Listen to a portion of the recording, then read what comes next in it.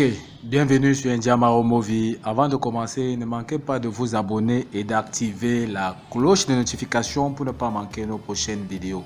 Aujourd'hui, on va parler de la notion de mise en barre, d'accord? Toutefois, c'est quoi la mise en barre?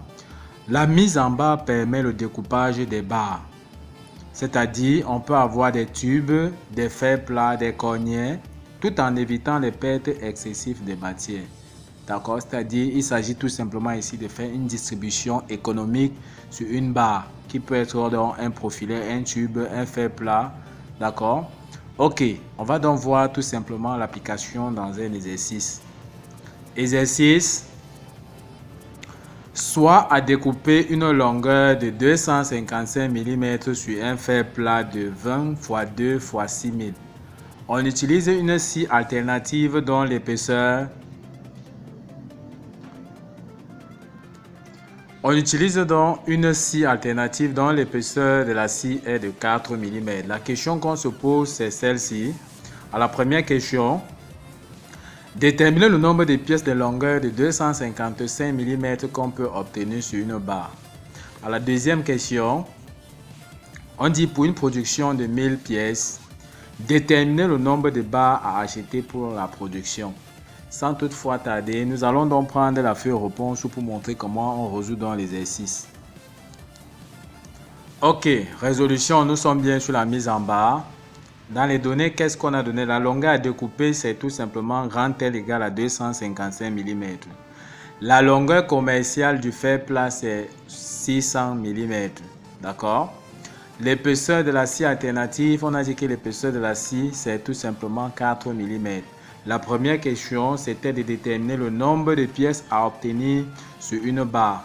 D'accord? C'est-à-dire, quelle est la quantité de pièces de longueur 255 mm qu'on peut obtenir sur une longueur commerciale de 600 mm. C'est-à-dire la longueur de la barre à acheter. Qu'est-ce qu'on sait tout simplement ici? Nous avons donc une illustration. Voici donc la longueur de notre barre, telle que la longueur commerciale qu'on a abrégée par LC. D'accord, c'est tout simplement donc 6000 mm. On veut découper donc une longueur grand L égale à 255 mm, sachant que l'épaisseur de l'outil, c'est-à-dire de la scie, c'est tout simplement 4 mm. Ça veut dire en d'autres termes, notre scie va venir donc bouffer de la matière ici, d'accord, tel que ici on aura donc un vide. Donc du coup, on constate que la partie qui va donc quitter sur la pièce, sur la longueur commerciale sera celle-ci, qui n'est autre chose que L plus l'épaisseur.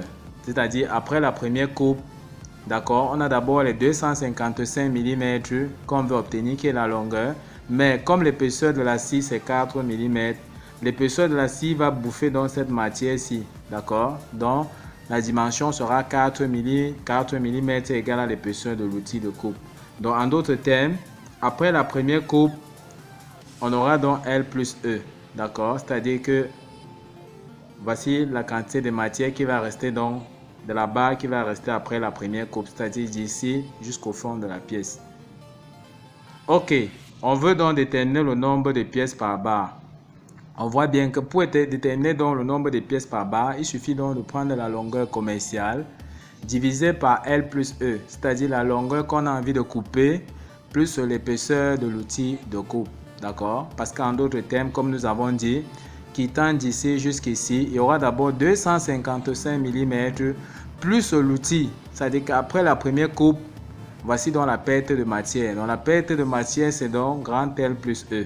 Donc si on veut donc savoir le nombre de pièces à obtenir sur la barre, on n'a qu'à prendre la longueur commerciale divisée donc par L plus E. Or, nous avons bien dit que la longueur commerciale, c'est tout simplement donc 6000 mm, c'est-à-dire 6 mètres divisé par grand L. Or, grand L, nous avons vu que la longueur à découper, c'est 255. L'épaisseur donc de la scie, on a donc donné qui est tout simplement 4 mm, donc plus 4. En additionnant donc tout simplement ici, on aura 6000 divisé tout simplement donc par 255 plus 4, ça fait 259. En posant donc la division sur cette forme, on aura donc 6000 divisé par 259. Qu'est-ce que la calculatrice donne? La calculatrice nous donne tout simplement donc 23,16, c'est-à-dire 6000 divisé par 259, c'est-à-dire qui est bien L plus E, d'accord? Ça nous donne donc 23,16. Or, nous ne voulons pas la partie décimale, c'est-à-dire on va maintenir la partie entière qui est tout simplement 23, d'accord? On va donc faire 23 fois 259, ça nous donne donc 5957. En faisant la différence, ça nous donne donc 43. Qu'est-ce qu'on peut donc conclure ici? Qu'on va obtenir donc le nombre de pièces par barre sera donc égal tout simplement à 23, qui est donc la partie entière de la division que nous avons fait, c'est-à-dire 6000 divisé par 259. Donc le nombre de pièces par barre qu'on peut avoir, c'est-à-dire de longueur 256, 5 mm plus épaisseur de l'outil sera donc tout simplement 23 pièces. Donc le nombre de pièces qu'on peut avoir donc par barre, ce sera 23 pièces. Donc on peut obtenir 23 pièces sur une barre. Or, la chute sera quoi? Comme nous avons dit, on aura donc 23 pièces entières qu'on aura, fois 259, ça nous donne ceci. Donc le reste c'est 43. Donc en d'autres termes, la longueur de la chute donc sera 43 mm. C'est-à-dire la chute, dès qu'on va découper notre pièce, d'accord, on va avoir nos 26 morceaux. À la fin ici, on aura donc cette longueur-ci qui correspond à la chute. C'est-à-dire le reste sera donc tout simplement égal à 43 mm. D'accord? Ok, on passe donc à la deuxième question. Ok, à la deuxième question, nous demandons le nombre de barres pour la production. Or, qu'est-ce qu'on nous a dit? On a dit dans l'exercice qu'on veut produire 1000 pièces. Or, la question précédente nous montre tout simplement qu'une barre correspond donc à 23 pièces. Donc, sur une barre, on peut obtenir 23 pièces. Sur les 1000 pièces qu'on va produire, on aura donc combien? On aura donc combien de barres? On n'a qu'à faire donc la règle de 3. En faisant donc la règle de 3, produit des extrêmes égale à produit des moyennes. Donc, X, c'est-à-dire le nombre de barres à obtenir sera donc 1000 divisé par 23. Or, en faisant ce calcul, la calculatrice nous donne tout simplement 43,47.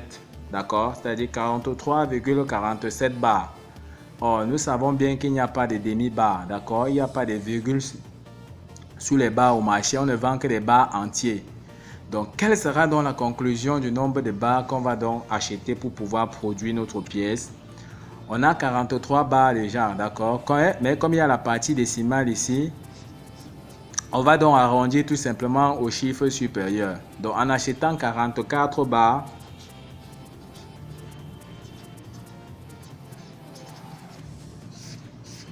on est sûr d'obtenir exactement nos 1000 pièces, d'accord? C'est-à-dire la production. Donc, on arrondit ici au chiffre supérieur.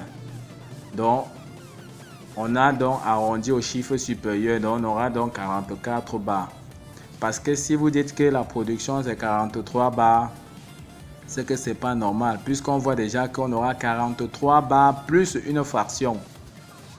Donc, il faut prendre bien 44 barres pour être sûr que on aura donc la production de nos 1000 pièces. Ok, nous vous remercions donc d'avoir suivi cette vidéo de bout en bout. Ne manquez pas à vous abonner à la chaîne pour ceux qui ne sont pas encore abonnés pour ne pas manquer nos prochaines vidéos. Sur ce, à bientôt.